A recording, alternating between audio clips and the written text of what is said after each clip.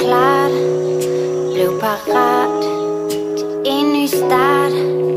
Tomme glas på mit bord, så jeg lover ikke